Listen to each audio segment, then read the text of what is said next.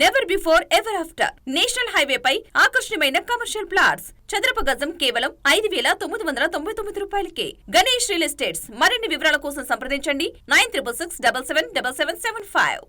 వరుసగా కురుస్తున్న వర్షాలపై సీఎం సమావేశం నిర్వహించారు.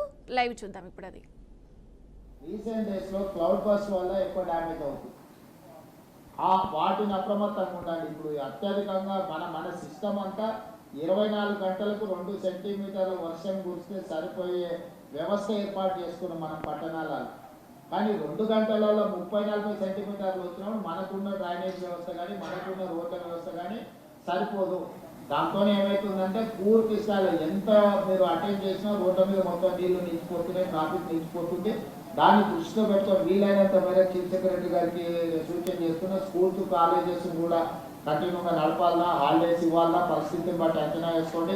అదేవిధంగా ఐటీ ప్రొఫెషనల్స్ కూడా వర్క్ ఫ్రమ్ హోమ్ చేయడానికి అవకాశం ఉంటే వాళ్ళని కూడా అప్రమత్తం చేయండి. వీలైనంత మేరకు ప్రజల్ని రోడ్ల మీదకి రాకుండా జాగ్రత్తగా సేఫెస్ట్ ప్లేస్లో ఉండేటట్టు డిపార్ట్మెంట్ పరంగా అప్రమత్తం చేయండి. మీరు కూడా డిఫరెంట్ డిపార్ట్మెంట్స్ నేను special chief secretary IT and వాళ్ళకు కూడా సంజయ్ కూడా నేను ఇన్స్ట్రక్షన్ ఇస్తున్నా.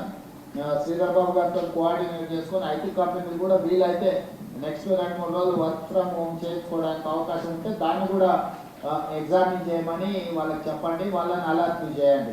సైబరాబాద్ కమిషనర్ కూడా ఆ ఏరియాలో ఐటీ కంపెనీలు టచ్లు ఉంటాయి కాబట్టి వీలైతే సైబరాబాద్ కమిషనర్ గారు కూడా వాళ్ళతో కోఆర్డినేషన్ చేసుకొని వీలైనంత మేరకు వర్క్ ఫ్రమ్ హోమ్ అయ్యేటట్టు చూడండి. దాంతో ఏంటంటే రోడ్ల మీదకి కొంత ట్రాఫిక్ తక్కువ ఉంటే హ్యాండిల్ చేయడం ఈజీ అవుతుంది. స్కూల్స్ అండ్ కాలేజెస్ కూడా పరిస్థితి బాగాలేకపోతే అవసరమైతే సెలవులు ప్రకటించైనా 2 రోజులు వాటిని స్ట్రీమ్ లైన్ చేసుకోవడానికి అవసరమైన వాటిని కూడా మీరు చర్యలు తీసుకొని ఇచ్చేయండి. దీని ప్రకారం ఏ చిన్న ప్రాణ నష్టం, ఆస్తి నష్టం, పశు సంపద నష్టం ఎలాంటివి జరగడానికి వీల్లేదు. జంట నగరాలలో పాత భవనాలు ఏమైనా ఉంటే కూడా జనాలను అక్కడి నుంచి ఖాళీ చేయించండి. చాలా పురాతన శిథిలావస్థకు వచ్చిన భవనాలు ఉన్నాయి. ఈ అత్యధికంగా వర్షపాతం ఉన్నప్పుడు కూలిపోయి దాని కింద ప్రజలు చనిపోయే అవకాశం ఉంటుంది కాబట్టి అట్లాంటివి ఏమైనా ఉంటే మీ జోనల్ కమిషనర్స్ని, డెప్యూటీ కమిషనర్స్ని కూడా అప్రమత్తం చేసి ఆ ప్రాంతంలో ఎవరిని లేకుండా ఖాళీ చేయించండి. విద్యుత్ శాఖ కూడా ఇంపార్టెంట్. చాలా వరకు హైదరాబాద్లో వర్షాలు రాగానే చెత్త కూలిపోయి కరెంటు పోల్ల మీద పడి అవి కూలిపోయి కరెంటు పోయే అవకాశం ఉంది కాబట్టి వెంబడే ఆ కరెంటును పునరుద్ధరించడానికి అవసరమైన చర్యలు కూడా తీసుకోవాలి. అవసరం అనుకుంటే జనరేటర్స్ కానీ లేకపోతే మూవబుల్ వెహికల్ మీద ట్రాన్స్ఫార్మర్స్ పెట్టి మూవ్ చేసి రిస్టోర్ చేయడానికి అవసరమైన ప్రణాళికలు కూడా అన్నీ సిద్ధం చేసుకొని రాబోయే 72 గంటలు అందరూ అప్రమత్తంగా ఉండాల్సిందిగా ఆదేశిస్తూ ఈ సమావేశంలో పాల్గొన్న మంత్రులకు, ఉన్నతాధికారులందరికీ కూడా నేను ఈ సూచన ద్వారా ఈ సమావేశాన్ని ముగిస్తున్నాను. ధన్యవాదాలు. Thank you sir. ఒకటే ఒక మాట చెప్పి ముగిస్తాను సార్. ఏంటంటే TR27 చెప్పి ఒక ప్రొవిజన్ ఉంది. అత్యవసర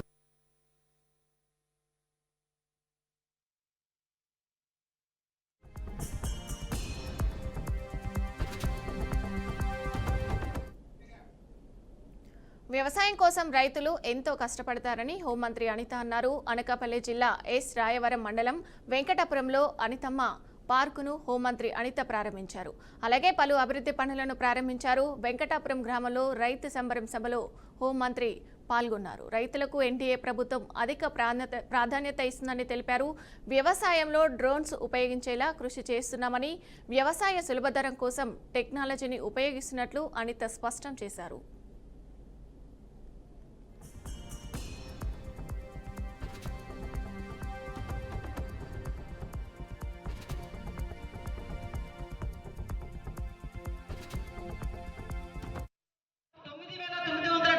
మందికి 6,64,00,000 రూపాయలు ఈ మొదటి విడతలో భాగంగా ఈరోజు అన్నదాత సుఖీభావ కింద పడింది.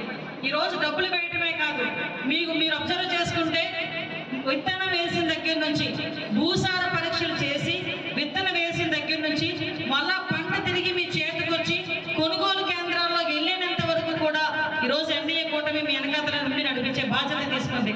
ఏ ఆర్గానిక్ ఫార్మింగ్ చేస్తే పంట బాగా పండుతుంది అని వ్యవసాయ అధికారుల చేత మీ అందరి దగ్గరికి పంపించి విత్తనాలు కూడా పంపిణీ చేయడం జరిగింది. విత్తనాలు పంపిణీ చేసి మీరందరూ కూడా నాట్లు వేయడానికి సిద్ధపడిన తర్వాత నుంచి కూడా ఎటువంటి ఎరువులు వాడాలి, అగ్రికల్చర్ డిపార్ట్మెంట్ వాళ్ళు ప్రతి రైతుకి వచ్చిన ప్రతి రైతుకి కూడా ఈరోజు ఇవ్వడం జరిగింది. ఆగస్టు 15 స్వాతంత్ర దినోత్సవం రోజు మీ అందరికీ కూడా ఆ రోజు ఒక కానుకగా ఇచ్చే పరిస్థితి ఈరోజు కనిపిస్తా ఉంది. ఈ రోజు అన్ని విధాలు 30 సంవత్సరాల నుంచి ఉప్పరాపల్లి నుంచి వెంకటాపురం వెళ్ళే రోడ్ లేదు. ఆ రోడ్డు నేను ఇంతకు ముందు ఎమ్మెల్యేగా ఉండేటప్పుడు కూడా రోడ్ లేదు. ఈ రోజు నాయకత్వాన్ని బలపరిచే విధంగా, నాయకత్వాన్ని ముందుకు తీసుకెళ్లే విధంగా ఈ రోజు ఎన్డీఏ కూటమి ఎలా పనిచేస్తుందని చెప్పడానికి ఒక నిదర్శనం. అదేవిధంగా ఎస్రాయపురం మండలంలో 9,975 మందికి 6,64,00,000 రూపాయలు. కాళేశ్వరం ప్రాజెక్టుపై జీవన్ రెడ్డి చేసిన వ్యాఖ్యల పేరుతో జరుగుతున్న తప్పుడు ప్రచారాన్ని మంత్రి లక్ష్మణ్ ఖండించారు. 75 ఏళ్ల జీవితంలో 40 ఏళ్లుగా ప్రజల చేత ఎన్నుకోబడి రైతుల సమస్యల పరిష్కారానికి నిరంతరం కృషి చేసిన నాయకుడు జీవన్ రెడ్డి అని కొనియాడారు. 3 శాఖల అధికారులతో మాట్లాడడం జరిగిందని తెలిపారు. 2000 మెట్రిక్ టన్నుల యూరియా నిల్వ ఉందని, రైతులు ఆందోళన చెందాల్సిన అవసరం లేదని మంత్రి స్పష్టం చేశారు. 260 పోయిన సంవత్సరం ఆగస్టు 11వ తారీఖు మనకు వచ్చినటువంటి 23,300 మెట్రిక్ టన్నుల యూరియా పోయిన సంవత్సరము ఆగస్టు 11వ తారీఖున ఆ గ్రామాల ఆ రైతులకు ఇవ్వడం జరిగింది. ఈరోజు అంటే ఇప్పుడు ఈ ఆగస్టు 11వ తారీఖు పోయిన సంవత్సరం నుంచి ఈ సంవత్సరం ఖరీఫ్ 21,000 చిల్లర అంటే 21,000 అప్రాక్సిమేట్లీ 260 మెట్రిక్ టన్నుల యూరియాను జిల్లా కలెక్టర్ గారు సొసైటీల ద్వారా కానీ ప్రైవేట్ డీలర్ల ద్వారా కానీ రైతులకు అందజేయడం జరిగింది. ఇంకా 2,000 మెట్రిక్ టన్నుల యూరియా బఫర్లో ఆల్రెడీ స్టాక్ కలెక్టర్ ఆధీనంలో ఆ సొసైటీస్లో ఆ గోడౌన్స్లో ఉన్నది. ఏ ఒక్క రైతు కూడా యూరియాకు సంబంధించిన విషయంలో కూడా ఇబ్బంది పడాల్సిన అవసరం లేదు. మంత్రిగా నేను వారందరికీ అష్యూరెన్స్ ఇస్తున్నాను. ఎందుకంటే అగ్రికల్చర్ మినిస్టర్ గారు ఎవరైతే ఉన్నారో ఈ జిల్లాకు ఉమ్మడి కరీంనగర్ జిల్లాకు ఇన్ఛార్జ్ మినిస్టర్గా తుమ్మల నాగేశ్వరరావు గారు నాకు నేను వారితో 3 సార్లు మాట్లాడాను. బట్టి మొన్న ఢిల్లీలో తుమ్మల నాగేశ్వరరావు మినిస్టర్ గారు కేంద్ర ఎరువులకు సంబంధించిన శాఖ మంత్రిగా లడ్డా గారిని కూడా కలవడం జరిగింది. దేశంలో ఏదైతే చైనాకు సంబంధించిన ముడి సరుకు సంబంధించిన ఇష్యూలో కూడా కొంత ఆలస్యం రావడం వల్ల ఆ ముడి సరుకు ఇండియాలో అంటే భారతదేశంలో లేడవడం వల్ల కొంచెం డిలే అవుతుంది తప్ప సకాలంలో యూరియా ఇచ్చే విధంగా కేంద్రం నుంచి అన్ని విధాలు కూడా చేయిస్తా అన్న విషయాన్ని కూడా చెప్పిన మాట ఈ సందర్భంలో తెలియజేసుకుంటూ ముఖ్యంగా మన ఎస్ఆర్ఎస్పి నీళ్ళ ద్వారా దేవుడు చల్లగా చూడక సకాలంలో వర్షాలు రాలేదు. రైతులు చాలామంది నాట్లు వేసుకున్నారు. పోయిన సంవత్సరం ఆగస్టు 11వ తారీఖు ఇచ్చిన హామీలను నెరవేర్చుకునేందుకు కూటమి ప్రభుత్వానికి కృతజ్ఞతలు తెలుపుతూ టీటీడీ బోర్డు సభ్యులు శాంతారాం, ఎమ్మెల్సీ శ్రీకాంత్ ఆధ్వర్యంలో చిత్తూరు జిల్లా కుప్పంలో ర్యాలీ నిర్వహించారు. భారీగా తరలివచ్చిన నాయి బ్రాహ్మణులు మంగళ వాయిద్యాలతో తమ ఆనందం వ్యక్తం చేస్తూ కార్యక్రమంలో పాల్గొన్నారు. మొదటగా తిరుపతి గంగమ్మ ఆలయంలో ప్రత్యేక పూజలు నిర్వహించారు. అనంతరం అమ్మవారికి వాయిద్య నీరాజనం అందించారు. సీఎం చంద్రబాబు చిత్రపటానికి ప్రత్యేక అలంకారం చేసి ప్రభతో ఊరేగింపు నిర్వహించారు. సీఎం చంద్రబాబు, ఉప ముఖ్యమంత్రి పవన్ కళ్యాణ్, మంత్రి నారా లోకేష్ చిత్రపటానికి పాలాభిషేకం చేశారు. గతంలో వైసీపీ అధికారంలో ఉన్నప్పుడు నాయి బ్రాహ్మణులకు తీరని అన్యాయం చేశారని టీటీడీ బోర్డు సభ్యులు వైద్యం శాంతారావు అన్నారు. మా నాయి బ్రాహ్మణ సోదరులు ఈరోజు రాష్ట్ర వ్యాప్తంగా చాలా సంతోషాలతో సంబరాలు చేసుకుంటున్నారు. ఎందుకంటే గత 5 సంవత్సరాల్లో ఈ జగన్మోహన్ రెడ్డి మా నాయి బ్రాహ్మణులకు చేసింది శూన్యం. ఎందుకు చెప్తున్నానంటే ఆ రోజు ఉత్తుత్తి జీవోలు ఇచ్చి మా నాయి బ్రాహ్మణ సోదరులు మోసం చేయడం జరిగింది. ఆ రోజు ఉచిత కరెంట్ ఇచ్చానని చెప్పాడు. కేవలం 3,000 నుండి 4,000 షాపులకు మాత్రం ఇవ్వడం జరిగింది. 45,000 షాపులు ఉంటే కేవలం 4,000 షాపులకు మాత్రం ఇవ్వడం జరిగింది.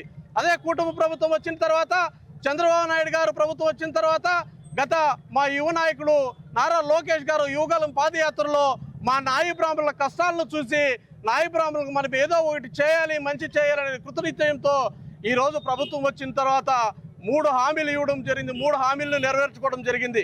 ఒకటి, దేవాలయాల్లో పనిచేస్తున్న గౌరవ వేతనం మా నాయి బ్రాహ్మణ సోదరులకు 20,000 నుండి 25,000 రూపాయలు కూడా ఫస్ట్ కేబినెట్ మీటింగ్లోనే ఏకగ్రీవంగా తీర్మానించడం జరిగింది. మా నాయి బ్రాహ్మణ సోదరులు ఈరోజు రాష్ట్ర వ్యాప్తంగా చాలా సంతోషాలతో సంబరాలు చేసుకుంటున్నారు. ఎందుకంటే గత 5 సంవత్సరాల్లో ఈ జగన్మోహన్ రెడ్డి